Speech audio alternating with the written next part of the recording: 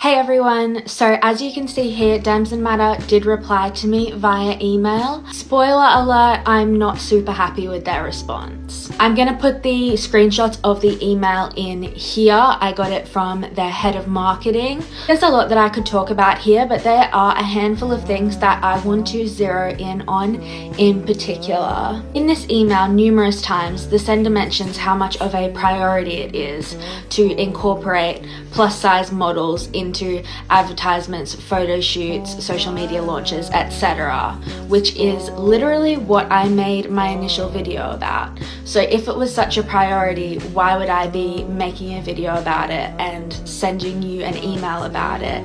And also, why would I have been able to track a whole month of data of your social media and your launches where I had only found 2 examples of you ever using a plus size model? Also, both of these examples where a plus size model was used, one was at a New York Fashion Week event and one was gifted to, and they were just on stories, meaning they didn't hold a permanent place on the Damson Matter Instagram grid. Plus size people tend to not hold a permanent place on the Damson Matter grid. Hence, these buzzwords and phrases that were used in the email washed straight over me because I had the data that showed that it wasn't a priority. In particular, 2 phrases really bothered me, and I'm going to read them off my screen.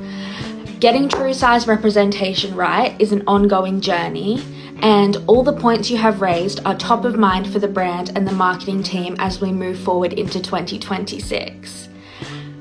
This sounds good on the surface, but these 2 phrases mean that there are no concrete plans for the rest of 2025, at least that they're letting me in on, to include plus size people in their marketing. When I did my initial tracking of all of Damson Matter's September data, I chose to focus primarily on social media because it's such an easy way to bring in plus size representation. I thought, therefore, when they saw this data after I sent it to them, they would see easy ways to incorporate plus size representation into their marketing. For example, when they have in-person events, why not invite plus size influencers and content creators? I rarely, if ever, see any at their events. Also, when they repost stories of people they have gifted products to, they are always only skinny content creators. It's not that hard to start gifting to plus size content creators. These would be easy ways for Damson Matter to start making concrete changes now. So given this, I was surprised that in their email there were only vague allusions to a journey in 2026, maybe that then there might be some more plus size people potentially. I responded with all of this information in an email that you can read now. Of course, I will keep you in the loop, and I really appreciate hearing your thoughts as we go.